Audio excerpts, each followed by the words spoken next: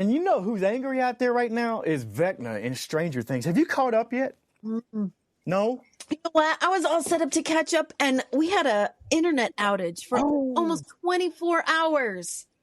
So here I was at home, like dying to get caught up with those new episodes that came out over the holidays, and I'm still behind. But you are in for a treat. I'm just going to tell you that. I've watched them. I was on the edge of my seat. They're really going all out. I love it. I don't see how they can really mess it up. Any way they go, they can't really mess it up. There's one episode left this week. This has been like 10 years of TV. I know. And it's finally coming to an end. Like that's big. I remember shows over the years coming to an end, you know, like Breaking Bad, or how about Friends and Seinfeld? Those are giants. Oh, I remember that. I remember those finales. We had the finale of Seinfeld on VHS for many years because I was actually on a field trip the night that it aired. I was not available to be home. And back in those days, kids, just so y'all know, the little ones who are watching, yeah, right, you had to watch it when it was on. If you happen to have a VCR that you could time out the recording and make sure it recorded it for you, you might get to catch it up later. But otherwise, you were out of luck until the reruns came out. Yeah, sucked, right? Yeah, I remember those days. But Seinfeld was one of the biggest, hugest watch numbers for a finale. Friends too. I think other shows out there didn't even air shows when Friends was on. Like, I think a lot of stuff went off the air, and it was like, let's pay respect. Also, let's not get our asses handed to us in the ratings, because nobody was going to watch. It didn't matter, you know. So yeah. I love that. And now that we have these streaming shows that are not coming out weekly like we were used to in the olden days, and it was like season after season. I mean, the run of the show would be consistent until it was done, right? These shows, like Stranger Things, we've had these huge breaks, years between seasons, and it kind of feels like Game of Thrones. That's the feeling that I get, because it was like, oh my gosh, we have all been invested in this for half of our lives, for most of the actors' lives. And for me personally, I read the Game of Thrones books before the series even begun. So I had been in it for decades. Yeah. Decades. See there? It's like one of them Harry Potter type situations. We saw those kids grow up and make a bunch of movies, and, you know, it was... I enjoy that. I do. I enjoy watching these young actors come up. 2025 was a big year for TV. You know, it was a weird year. 2025 was a weird year. Not flying cars weird. More like everybody's pretending everything's normal while the walls are humming weird, you know? Like, that's kind of how it was. But when this happens, television does something interesting. Stops being a distraction and kind of starts being a confession of everything going on. This year, the best shows weren't asking what if, they were asking how did we get here, who's in charge, and who benefits. Every system out there eventually tells you the truth that it's dangerous. Like, that's what all of these shows that I liked in 2025 really had in common. My shows, before I even get to them and break them down one by one, is Alien Earth. That was a 2025 show. I loved it. Welcome to Derry. You know my thoughts on Pennywise. Hilo. Remember that? I want to get into that one.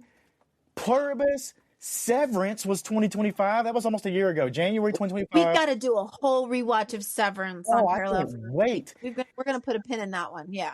And we also saw Cassie and Andor finish off getting the plans to the Death Star. Like, that was 2025. So, you know, these were my favorite shows, and I know you got some that you want to throw in there too, but those right there were bangers. Yeah.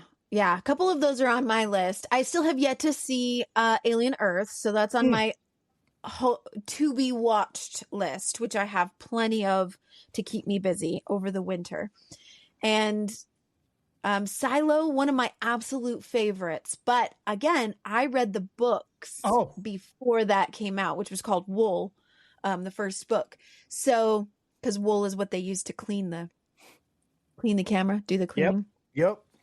Yeah. And I'm a huge fan of Steve Zahn. So yeah, that Silo is at the top of my list. Well, let's talk Severance about it. is one we're gonna watch. You want to go ahead and talk about Okay. Silo right now? Because we can break that thing down just a little bit and tell people what it's all about. I'd love to get that one out of the way. So, yeah, kind of post-apocalyptic world.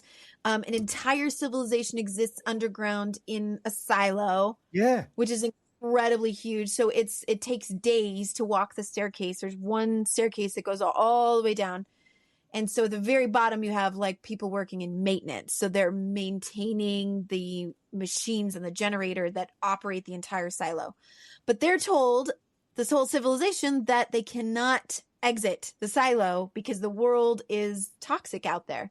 Yep. And so if anybody ever says the words, "I want out," legally, they have this law system where they're arrested and they go out for cleaning, and no one has ever survived a cleaning. It's a vertical bunker, and their key phrase in the whole thing is it's for your own good.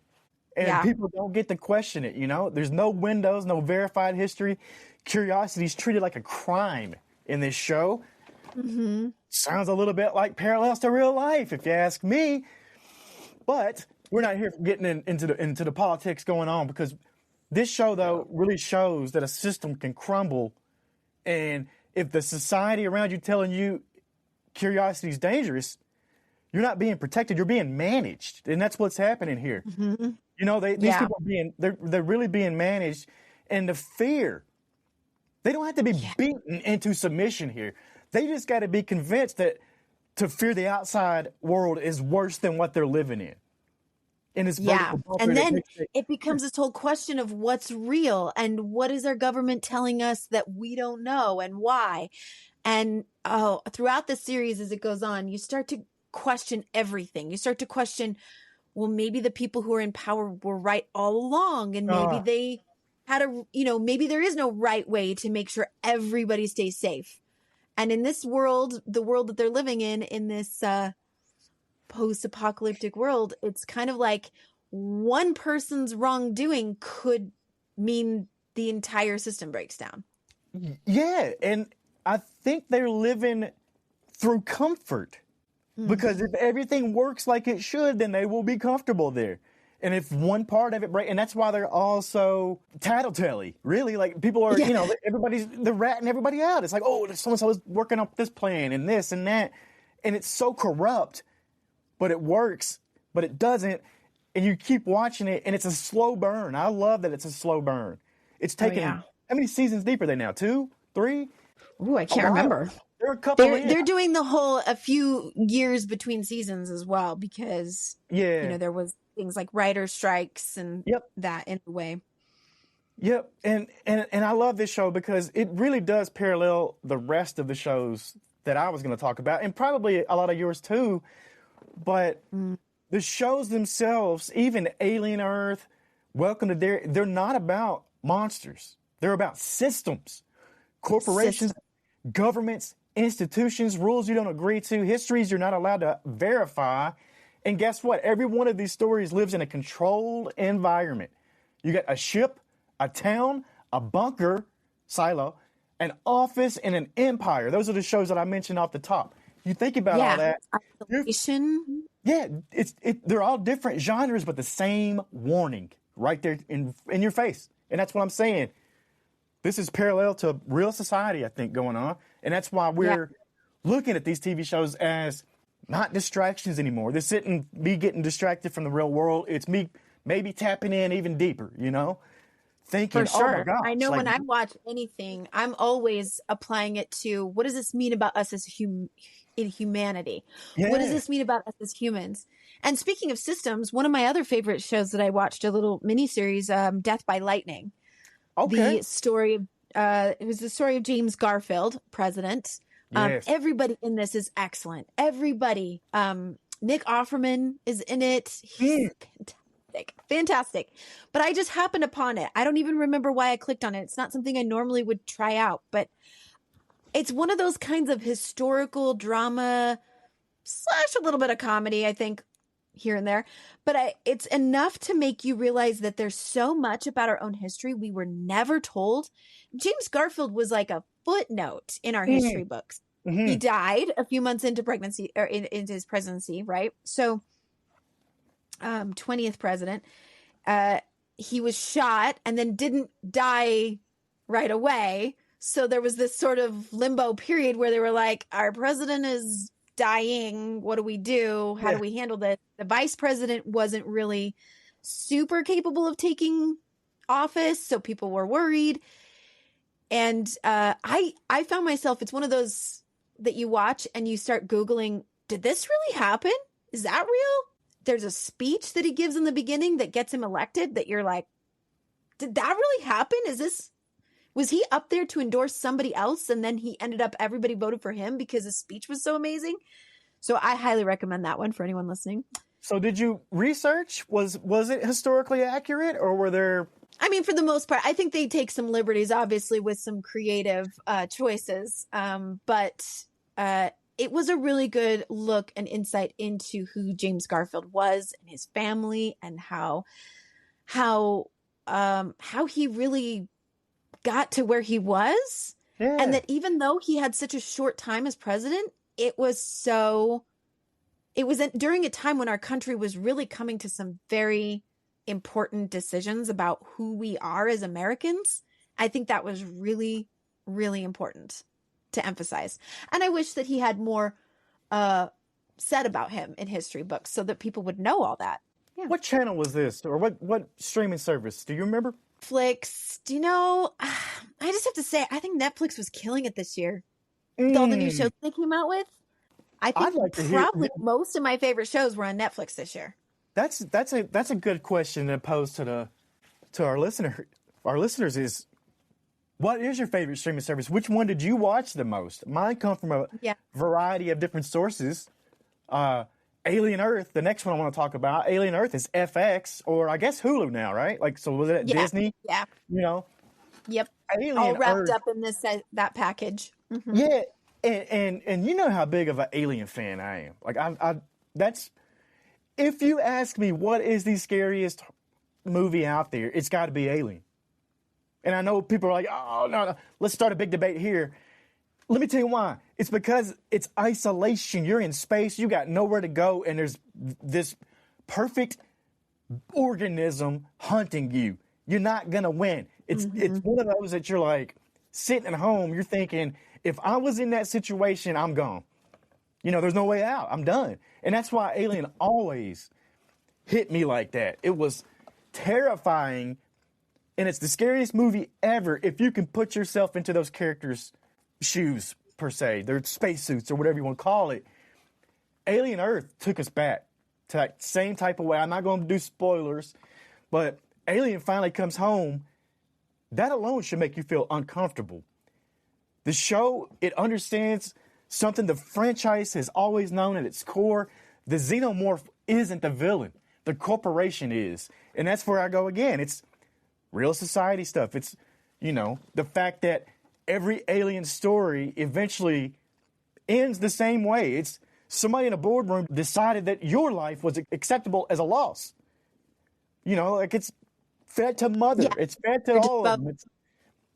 So I love the show. And it slowed things down. This thing really slowed it down. But they got the chance to do that. You know, they had 8 episodes or whatever. You can take your time and really build a story. Let the dread accumulate, you know, like it did. You got to check that one out. I think everybody needs to watch this. Yeah. Well, I could see what you mean when you brought up all of those horror movies we did when we did the Witch Movie Project and some of the Ghost Movie Project movies we did, where that feeling of isolation, where you're locked somewhere, you can't get out. Yeah. That creates a real sense of that same feeling that you're talking about with alien movies. And I can definitely sense that, but I think when I think of what gets me in horror more than anything is those shows, the series, the Ed Gein story, Monster. Okay, and they did the series, the Dahmer. Even the series Mindhunter, which was in 2017. Unfortunately, they didn't continue that series. And I'm just making a plug right now. Netflix, if you're listening, please bring that show back. We want more Mindhunter. When I watch those that are about the serial killers, about the really psychologically disturbing individuals and what makes them tick, what makes them do the incredibly disturbing things that they do. That gets me probably more than something like Alien, just because to me, the terror of someone like that being my next door neighbor or Ted Bundy, you know, somebody who's very charming and you just happen to meet out in public and he could be one of those guys, one of those serial killers. Yeah. Those series get me. Those are popular. Those true crime and because I think everybody loves to get into the mind of the, you know, the crazy and see what it really was like. Yeah. And I don't think we can ever really tap into that other than this is the closest thing is these documentaries. Like I think they're amazing for that too. They should teach these in psychological in psychology classes, and show and I remember my psychology classes and it was really scary to find out that there is a very, very thin line between crazy and not. You know, like it was wild to start thinking about that. Yes. So yeah. And people like this, people like a Ted Bundy or Ed Gein, they were able to do both. They were able to tap into both sides of crazy and not crazy and be these crazy serial killers. It's a total mind warp, especially Ed Gein. I mean, there was, when they did the Dahmer series, it was about like I expected. It was just kind of like, ugh. But what I found really fascinating with Ed Gein's story is by the end of the series, as I finished that off, I almost felt sorry for him. And that almost creeps me out more than anything is that I'd be like, ugh. But the way they portrayed him as, you know, someone who unfortunately just suffered from these schizophrenia and, you know, being raised by a certain type of mother. And I mean, there are just all of these factors that go into what made him who he was. And you almost kind of feel bad for someone like that. Like they didn't have a chance really. Like he was gonna become what he became no matter how hard he tried. So that's kind of an interesting way that they portray that. And I think they did an incredible job, even though it's not for everybody. Even I, who is interested in that, was having a hard time getting through it. I was like, well, can we just skip this part? I don't want to see this. The next show I want to talk about is going to make Ed Gein look like your best friend. Like and make them look like good guys, because Welcome to Derry and the Pennywise Bill Skarsgård played in this puts everything else to shame. It was terrifying.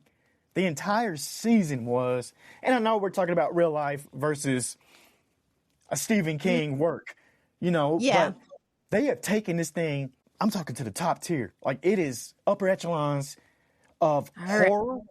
There are iconic scenes already in here that are going to go down in horror history. That there's a shot of Pennywise. I'm not even going to, oh my God, I got it in my head.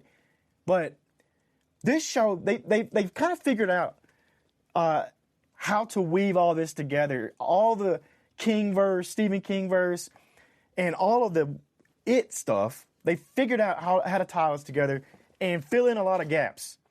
And I know you're thinking, were there gaps? Maybe not. But if there were, they definitely made them. So that they can, because they got three seasons for sure of Welcome to Derry coming. And it's just repetition is what makes this show. And some people who've already seen it will get that. But it's the same violence, same excuses. Nothing like that ever happens here. Nobody ever believes that it's going to happen. But that's part of it, too. It's like there's a mind eraser, you know, the further you get from Derry or whatever it is. But there's all this stuff going on. And it's really just cultural amnesia going on right there in that society. They want to forget all this bad shit that happened, but it happened in 27-year intervals that we're going to see now. So the next season, I think season 2, whenever they drop that bad boy, is going to come out, and it's going to be previous to the season we just saw. It'll be like the 27-year cycle from before. So they're really weaving a tale together. I love it. Pennywise makes Ed Gein look like a puppy dog, you know. You're going to beat me over the head with it, and I'm going to get to it. It's on my list. I'm going to watch that It series. I mean, I was going to watch it. Yeah. How was I not going to watch it? Of course I'm going to watch it. I just haven't gotten to it yet. I'll get there. But yeah, another one on my list was Wayward. Mae Martin, Toni Collette, our favorite, our lovely Toni Collette. Love her. Yeah. But that was another one that was kind of not horror necessarily, but definitely weirdness. Enough weirdness going on in a community where you're like, something odd is going on here. You start noticing little things in the beginning in the first couple episodes where you're like, this little community is odd. Yeah. There's no children. Every time they're out, you don't see any children. Why is that? Wayward teens are brought to this facility where they're supposed to be rehabilitated and given lots of treatment and therapy, but it's kind of like, is it good for them or is this doing something weird? Is it brainwashing? What's happening? And Mae Martin playing a character that is somebody that was an outsider coming in and kind of observing it all from a different perspective. So they are kind of going, what's going on here? So I loved that series as well. One that I recommend to anybody. How about comedies? Was there anything funny that you watched this year that you feel like stand out? Not really. I like the more sci-fi type stuff, What about you? What'd you watch that was funny? Anything? Well, I like to shake it up. I like to make sure I have a little mixture of both, especially if I'm watching Ed Gein or something like that. We'll watch an episode of that, and then I'll go, okay, I need a palate cleanser before I go to bed. I need something to wash that out. Do you know what I mean? So I loved Maya Rudolph's Loot on Apple. I just started watching Minx, which is pretty clever, and I think it's pretty funny. Nobody Wants This with Kristen Bell was a great series. Let's see what else. Sounds like you watched a lot of Apple. Yeah, those were all on Apple. I mean, I love the morning show on Apple, so there's some things there. HBO has The Gilded Age. I love a good period drama. Yes. Downton Abbey was one of my favorites the whole time it was on. And so when The Gilded Age came out, I was like... Apple TV really crushes it with a lot of their shows. Pluribus was on my list, and I know you got to get to that one still. I know. It's on my list. You know what? Okay, Pluribus, you watch... You give me one. I'll watch something you watch. Something. How about that? Yeah. Yeah. Let's do a trade. You watch. I was gonna say Love Is Blind. No. How about you watch Minx? Okay. I think you'll like that one. All right. That one's on my list, I think. And you check out Pluribus. That's a Vince Gilligan because he was Breaking Bad. It's a quiet one. This one's very quiet. You don't recommend the show lightly. Just like any Vince Gilligan, TV show, really. That's all I'm going to say. I'll give you this. I saw the finale, and it lingers. It lingers in your mind. So it doesn't resolve too cleanly. It does. It lingers. But that's the point of the whole show. There's Apple TV crushed it with another one, Severance. That was January 2025. It was about a year ago.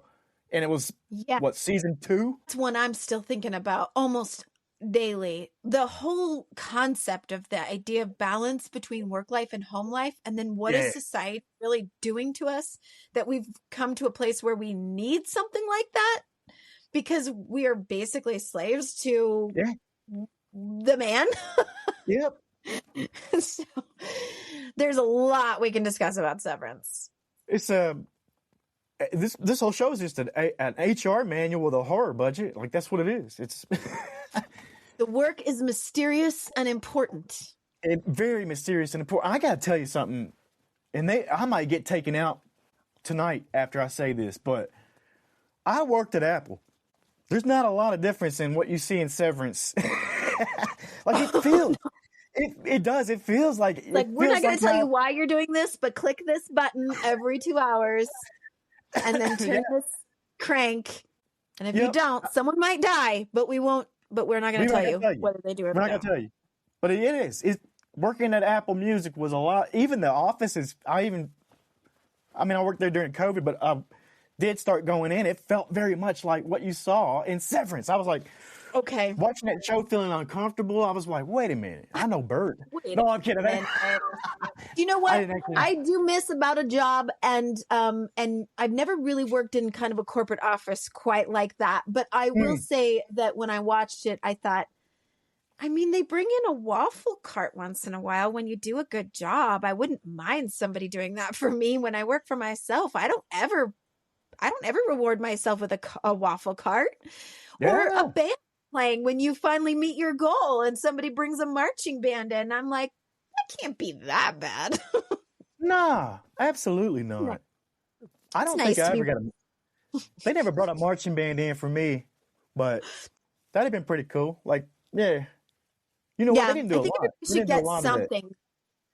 I will tell you what. You know what was realistic was the fact that you did work in a department and you did your job, and there was people I never talked to, and I knew that they did their job, and ours all came together. That was very realistic in Severance and how it was at Apple Music. Like I said, if they come get me tonight, if I disappear right now, it's Apple. Somebody up there. We'll know why. They came and got me. Yeah, they came and got me because I told that. But that's all right. We'll go looking for you. We'll send out a search party. We'll be going through mazes and mazes of hallways, and then we'll get to a room where there's a goat for some reason, and we're not really sure why. Oh, no. Sounds good. I can't tell you about the goat. I can't mention the goat. I did sign an NDA for the goat. So, what other show did you see out there? What else you got on your list? I got one more, but you can go first, and then we'll get to mine. You know, just mentioning some of the reality shows that I, may not be current to just this year, but I will say the documentary Pee-wee as himself, this documentary about Paul Reubens, was really touching. I loved watching that and learning a little bit more about him and his journey of Pee-wee. That was pretty incredible. I always love learning about like the background of somebody, where did Freddie Mercury come from, or what, how did this person become famous? So it was interesting to see that. And I recommend that. I am an avid watcher of the Kardashians. So keeping up with the Kardashians all those years ago, and now on Hulu, the Kardashians, you can say what you want about it. At some point in life, we'll talk about trash TV. Is it really trash TV, or is there a purpose to it? Yeah. I mean, I worked with her. There she is. There's my girl. Look how awesome she looks in that photo. Like, she's on point always. I think she came in when I was at Big Boy, and I feel like we signed a whole bunch of papers because they were recording, we were recording. I might be on an episode of Keeping Up with the Kardashians somewhere in the background. Love to go back and check and see. I've been following them from the beginning. I think it just is something I got kind of wrapped out. I was like, this is kind of cool or interesting or whatever, and there was not much else on TV at the time. But over the years, it starts to kind of feel like you know them. And now I can't stop watching it. It's just my weekly routine now. It's by design. I mean, they really wanted people to come into their world. I got nothing to say bad about her. I know people do. She's polarizing. Mm-hmm. I mean, she got rich from a porn tape or whatever. People say all they want. Right. But she's hardworking. Just famous for being famous, which I can go into my rant about how that. Absolutely. I probably would have said the same thing many years ago. I'd be like, yeah, it's trash TV. It's just, drama. It's whatever. But at this point, I mean, she's over 40. I'm a certain age now. And I have to say, I have to give her credit. If you haven't watched from the beginning like I have, I'm not sure people can really judge, because this woman is incredible. She's been doing law school for the last 6 years. She's had guest speaking at Harvard Business School because she really knows her stuff. She knows what she's doing. She's very intelligent. Now, did she start on third base with a lot of privilege? Absolutely. So we're not even going to pretend like she just got there all on her own. But is she skilled and smart and creative and kind of deserving of all that she gets? I think so. Let's give her credit where it's due. She's kind of amazing. So look, good for her. Being as rich and famous as her doesn't come without a bunch of haters. I mean, that's really all it comes down to. I would aspire to have the haters. Well, maybe. Do you know how to do it?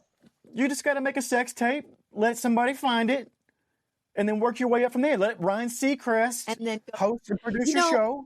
See, that's the thing. She didn't just have the thing to be famous with the sex tape. And then, I mean, if she didn't have any talent, skills, or anything whatsoever, that would have all died off a long time ago. Oh, yeah. But because her and Kris Jenner and everybody has all that business savvy, they really know what they're doing. And I don't have that yet. Trying to learn along the way. But as far as branding, and I don't even know. I mean, look at Kylie Jenner and all of her success. It's just incredible. It's amazing. She's a billionaire. They're all billionaires. They're all billionaires. It's crazy. It's wild. Private jet someday. And you know what? When I watch the Kardashians, I don't feel that same low frequency, heavy trash TV feeling. You know how when you watch trash TV, it's just for fun. And then you're just kind of like, I'm dumber after this. Yeah. I feel dumber after watching that. I don't get that from the Kardashians. I get motivated. I watch it while I'm getting ready in the morning. I put on maybe a little more makeup than usual because I'm watching the Kardashians. I want to look glam. And then I feel like ready to go out and live my like rock star life that they're living. So, you know, say what you want about it, but that's what I've been watching. There she is again. We should just get her on the show. What do you think? Get Kim on? Kim, if you're listening, let's be besties. I don't want to sign 43 pages worth of whatever all that was that I had to sign again. So, Kim, if we can not do that, we'd love to have you on the show. Yeah, right? Little shout out to you. You shout out to us. We'll my people call your people. We'll get it together. But Love is Blind is another one, trash TV that I did for reality shows. I never miss a season of Love is Blind, and that pretty much is trash TV. But it's funny. It's funny to watch people do that. My trash TV is I watched Squid Games, the actual. There's a reality version that's not the TV show they made. It is a game show. I'm like, you know what? Wait a minute, $4 million. Like, let me apply. I might be on Squid Game season 4 or something. I don't know. I might have to figure out how to apply, get myself on there, and get some money. You know, because that show, it's trash, but I don't know. I start watching it and I'm like, oh, these people are really playing chess. Some guys are playing checkers and some people are playing chess. You know, it's like, it's wild to watch how it's all working. And then it can all get cut off and not even your fault. I watched Squid Game. The actual show also wrapped up this year. I love that. People hated it. Get over it.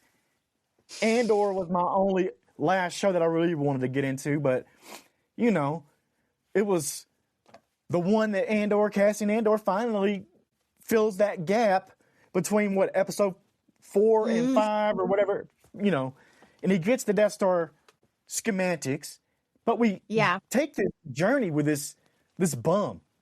Like, he starts off as a bum with no purpose, and then the next thing you know, he's saving an entire fucking universe, you know? So yeah, it's pretty exciting. It is. It was fun. I think that was a fun one. I was pretty hyped up about season 3 coming for Andor. Then I realized there is no season 3, but that's the end, you know? So you just have to watch all the movies all over again and fit in those puzzle pieces and everywhere that, you know, Rogue One filled in some things. And I'm a big fan. I love Star Wars. I love the whole Star Wars universe more so than I've not gotten into Star Trek really at all. But Star Wars, I was a big fan. And I will say I'm not as interested watching it if Ewan McGregor is not in it. Just because he's a hottie and he's probably the reason why I watched episode 1 to start with. Well, speaking of Star Trek, I want to talk about 2026 TV shows. We've talked about 2025, but I got some stuff that's coming out in 2026 that I'm pretty hyped up about, including Paramount Plus, Star Trek Starfleet Academy, a new series. You know, they got a new series coming out. I love Star Trek. I mean, I made a child after a character from Star Trek, you know, so it's in the blood, literally. I know. It's in the blood. And for a lot of people, it's Star Trek or Star Wars, not both for a lot of people. So maybe that's another debate we could get into it in the comments is, are you Star Wars or Star Trek, or is there anyone out there who's actually both? If you thought it got heated in the Die Hard versus It's a Wonderful Life Christmas movie debate. You wait till we throw out Star Trek versus Star Wars and see what happens. It's gonna melt. It's gonna be a meltdown over here. Game of Thrones. Yeah. Game of Thrones got a brand new series. That's what I'm excited about. Huge Game of Thrones fan. I gotta tell you though, I don't know if I'm as excited about the new series, A Night of the Seven Kingdoms. The trailers haven't really got me hyped up yet. I know I'm not gonna probably see dragons and all that. Go watch House of the Dragon if you want to see that. Yeah. Which I think is also dropping this year, 2026, maybe. I don't know if they've got that. And that was kind of mixed reviews too. Some people loved it. Some people was like, meh. And I was maybe a little more meh because I really loved the original series. I was one of those, and again, we can spark some more debates. So for people who want to let us know your thoughts, how the original Game of Thrones series ended. I'm one of those who still like, George R.R. Martin, when are you going to finish the books so we can fix it? I feel like the series ended in a way that was like, no, what? You messed it up. So I would love for him to like release the books finally. There's a lot of characters that weren't in the show that were in the books. So we're all just kind of on the edge of our seats going, when are we going to wrap this up? But here we keep coming out with more prequels and other Game of Thrones series.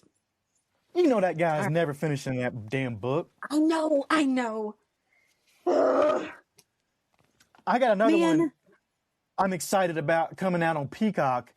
I was watching the NFL playoffs. I watched NFL on Christmas Day. The Burbs. Have you seen this trailer for The Burbs? That's going to be wild. I haven't seen the trailer yet. I just saw the name pop up when I was looking. And you know what? I think my husband's going to be really excited about that. You remember The Burbs. It had Tom Hanks, Carrie Fisher, Bruce Dern. Like that was the... Yeah. I think we used to have the pajamas that he wears in the... I can't remember if he wears it in the movie or if it's just on the cover, on the poster of the movie. He has those pajama pants. And Matt was always like, I have those pajama pants when we were younger. Doesn't anymore, but. Starring Keke Palmer, Max Carver, Jack Whitehall, and Paula Pell. I think that's going to be a banger there. I think that's going to be good. Speaking of Peacock, NBC, Scrubs is coming back. That's going to be huge. People are going to be going crazy for that. I didn't watch Scrubs that much, but I know it's a huge cultural impact. So. Did you watch it? I watched it here and there. I wasn't like a diehard avid. I maybe haven't seen it all the way through for sure. But those reboots are fun if they're done well. I think sometimes it's kind of like, oh, it's a little disappointing. It's not the same. It doesn't feel the same. Maybe the writers aren't the same. It just doesn't have quite the same camaraderie feeling when they bring it back. So I'm interested to see how Scrubs comes back, and I'm interested to see what the Malcolm in the Middle, Life is Still Unfair series going to look like. That's going to be fire. All of the originals are coming back, right? Bryan Cranston, all of them, they're coming back for that? As far as I know, this is what I mean. This is the rumor.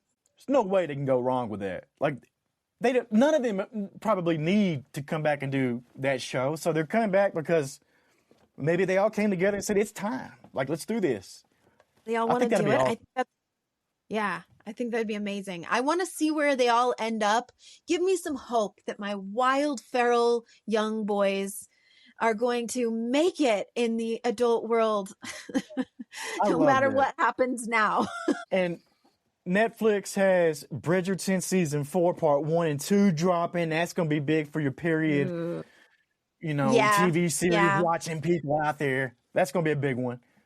I'm into that. And then one more I'll throw out. AMC.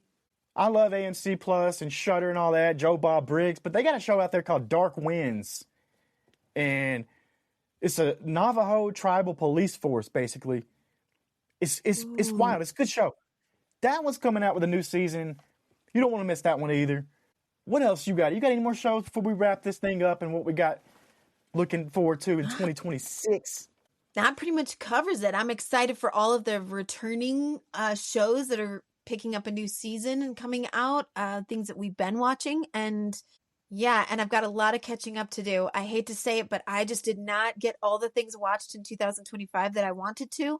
So even if new stuff is coming out, I've still got all of the stuff from last year that I've got to catch up on. So you'll be hearing all about that next year. I'll rewatch most of it too. I love it. I just consume content. So I can't wait for what 2026 has in store. We didn't even name off anything really past February coming out. Like that's... Yeah. That was just the first couple months of 2026.